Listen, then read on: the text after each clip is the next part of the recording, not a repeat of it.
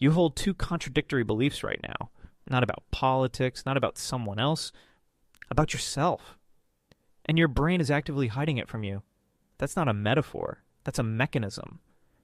Psychologists have a name for it, and once you know what it is, you'll see it everywhere, especially in yourself. Now here's the thing. You think of yourself as a rational person, someone who updates their beliefs when they get new information, someone who doesn't lie to themselves.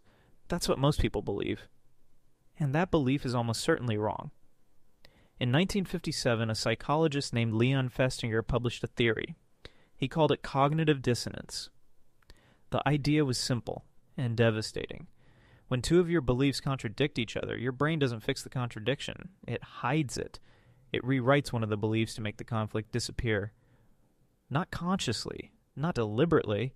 It just happens. Without your permission. You don't feel it. You don't notice it. You just feel slightly more certain than you did before. But Festinger didn't stop at theory. He designed an experiment that still makes psychologists uncomfortable today. It was 1959, Stanford University. Festinger and his colleague James Carl Smith brought in college students one at a time. Each student spent an hour doing two of the most boring tasks ever designed, turning pegs on a board, 1/4 turn at a time for 30 minutes, then loading spools onto a tray, then unloading them for another 30 minutes. Every student said afterward that it was extremely boring. They weren't wrong. Then Festinger did something strange. He offered each student money to lie, to go tell the next student, waiting in the hallway, that the tasks were actually fun, interesting, enjoyable. Half the students were paid $1 to lie. The other half were paid $20. Think about that for a second. Who do you think felt better about themselves afterward? The person paid $20 or the person paid $1? The answer breaks something in your brain. The people paid $1 ended up genuinely believing the tasks were interesting. They convinced themselves, with no external pressure, that they'd actually enjoyed it.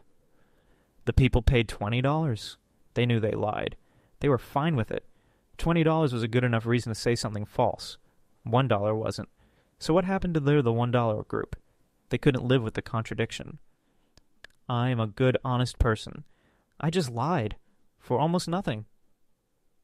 Those two beliefs cannot coexist. The brain can't hold that tension. So it resolved it. It rewrote the memory. It decided, actually, the task wasn't so bad.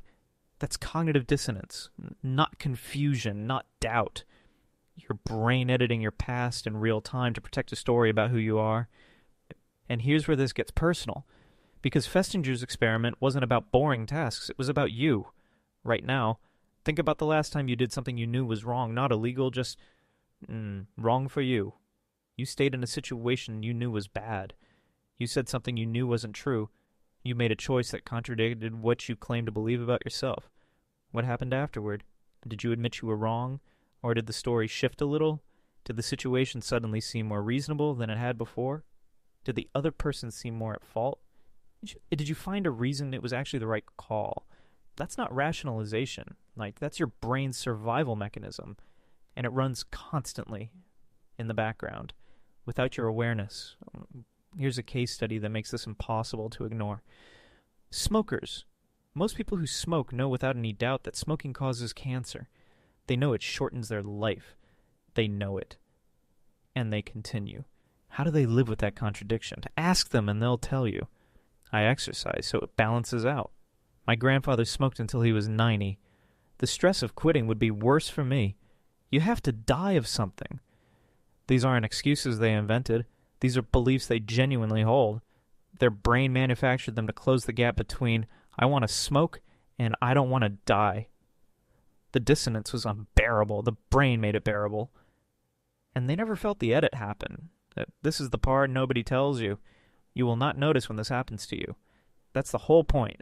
The mechanism only works if it's invisible. Festinger found that the stronger the dissonance, the bigger the contradiction, the harder the brain works to hide it. You won't feel yourself rewriting a memory. You'll just arrive at a new belief. And that belief will feel like something you've always known. Think about what that means. Every strong opinion you hold right now, every position you're certain about, every story you tell about yourself, how many of them were built by the thing Festinger described? How many of them aren't beliefs you arrived at, but beliefs your brain constructed to protect you from a contradiction you never consciously noticed? You can't answer that question. That's the point. You can't audit your own dissonance from the inside. The tool you'd use to check is the same tool doing the editing. Festinger died in 1989. He never stopped studying the mechanism. In his later work, he said something that stuck with me. He said people don't change their minds when they encounter new information. They change the information to match their minds. Read that again. People don't change their minds when they get new information. They would change the information to match their minds. If that's true, and the evidence says it is, then every argument you've ever won might be the thing you understand least about yourself. The next video is about the halo effect.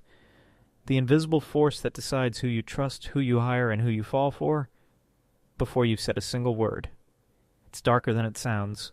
Subscribe. You won't want to miss it.